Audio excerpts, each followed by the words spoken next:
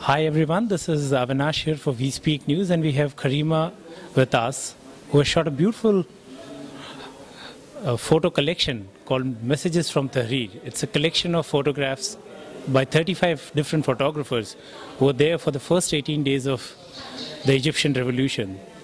And as we now speak to her, we are going to ask her about what are the messages now from Tahrir and what Egypt's needs are today. Welcome, Karima. Can you tell us a bit about the project first, your book? I and many other people were in Tahrir for those 18 days, and something that struck me very, very early on was that people were holding signs, and this was very unusual. I'd never seen so many people demonstrating in the square before. We typically don't demonstrate, or we didn't used to, now we do. And I'd never seen people hold signs like this. And when I first walked into the square, I saw a man holding a very beautiful sign and standing very quietly, and the sign said, "I used to be afraid and I became Egyptian."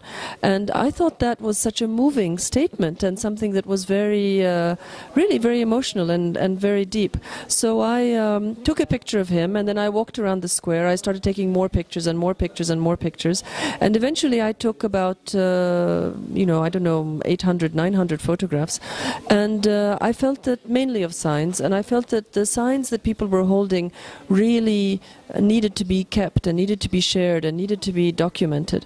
After the 18 days were over, I found that a lot of other people had taken photographs as well, and I came up with the idea of putting these together in a collection. So I asked people if they would share photographs with me, but what I did was I would follow, when I would find a photograph, I would try to contact the person who took that photograph and ask if I could use it in the book.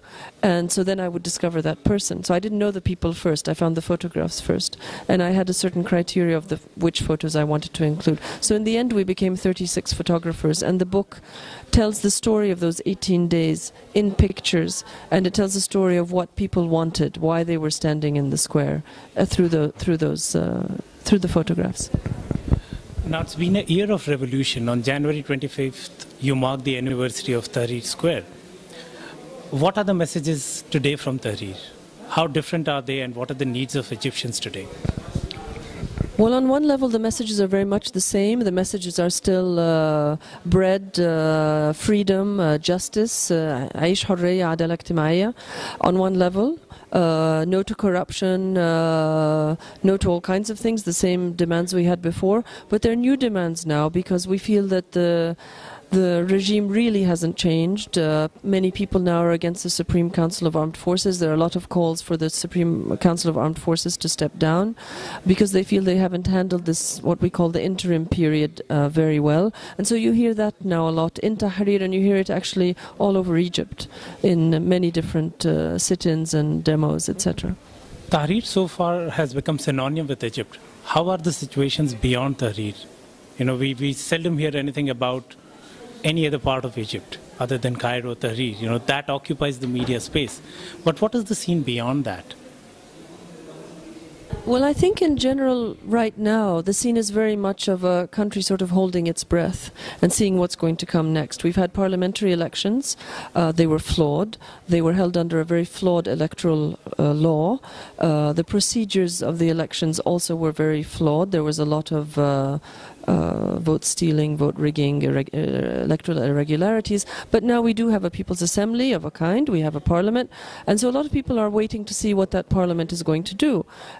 There's a Muslim Brotherhood or an Islamist majority now in the parliament, if you add the Muslim Brotherhood seats with the Salafist seats. So a lot of people are waiting to see, well, okay, this party that has been illegal for 80 years and is now in power, what is it actually going to do? And it's going to be very interesting for all of us to see what's going to happen. I think at the same time as you watch Parliament trying to define itself now and define a new constitution, you're also going to see a lot of protests in the street, because people feel that they still have to pressure the regime, and they still have to pressure Parliament, and there's a lot of watching and a lot of monitoring that's going to go on to see, are these elected representatives really going to do what the electorate wants or not? So it's going to be a very interesting time. Now also, it's been a year of protest. There are no jobs, and people are losing out. The revolution is losing steam in a bit. Do you think that will be making it more difficult to overthrow this regime out, because somebody who spoke to us earlier said that it's not only administration, they rule our lives in more than one ways. They control the factories, they control the unions, they control so many different things.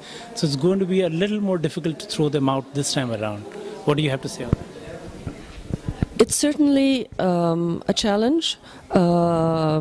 If I can paraphrase famous Egyptian writer Ala al-Aswani, who actually was invited to this festival but couldn't come because he's busy giving a lot of talks and in Egypt now, because next Wednesday is the anniversary of the revolution. There are a lot of protests planned. But he said that what happened on the 25th of January 2011 was that the activists who traditionally, opposed the government and were always calling for regime change came together. There was sort of a locking between the activists and Egyptians in general. And what has happened since Mubarak stepped down, everybody was united against the regime and Mubarak stepping down. And what has happened since then is that the regime that's been ruling in the interim has tried its best to sort of break that locking and break apart that unity, and has to some extent succeeded. There's a battle for hearts and minds, certainly, a very big battle for hearts and minds going on right now. There's a lot of disinformation in the state media. This is being countered by citizen journalism, by campaigns like Kaziboun or Liars, or by other really fantastic initiatives like Musirrin, which is a collective of filmmakers who put up video content, footage of what's really happening in the street, to counter the lies that are being projected by state media, that no shots were fired, nobody was killed. I mean, all this nonsense that is absolutely not true. So yes, it's difficult, but I think there's a battle for hearts and minds going on. I said yesterday when I spoke here at the Litfest that I believe that demography is destiny. And about 40% of Egyptians are younger than the age of 25. And ultimately, I do believe this is a battle between people who know how to use Google, and who know how to Google information, and know how to open their minds and be receptive to a lot of ideas, and don't just turn on one channel and watch state media. It's a battle between people who know how to use Google and people who don't know how to use Google and know how to use a laptop and don't have only one channel of information, and who tend to be an older generation, and who, in our case, are now wearing a lot of uniforms and are ruling the country. And again, demography is destiny, and we'll see.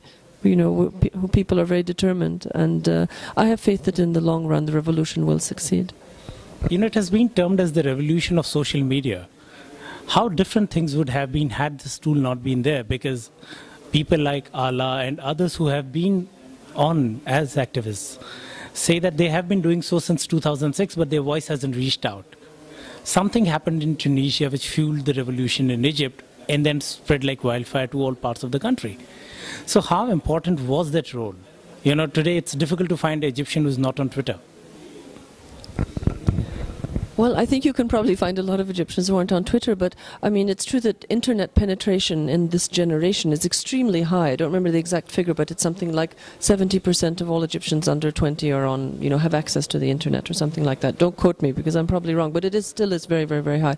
I mean, I don't know if the revolution would have happened in exactly the same way, but certainly, I mean, Facebook and Twitter, etc., it's not a Facebook revolution, etc., but these are just tools. But they didn't change the way people felt. I mean, people really felt this way and felt very, very extremely strongly. What these tools allowed was that people who felt the same way, you and I felt the same way, we could recognize that we shared the same sentiment, and we found strength in numbers, and we immediately went to the street. So it's not like Facebook and Twitter created emotions or desires or disappointments or anything that weren't there to begin with. All these feelings were there. They were just a tool, like, using a telephone as a tool, or using electricity as a tool to turn on the light and see something.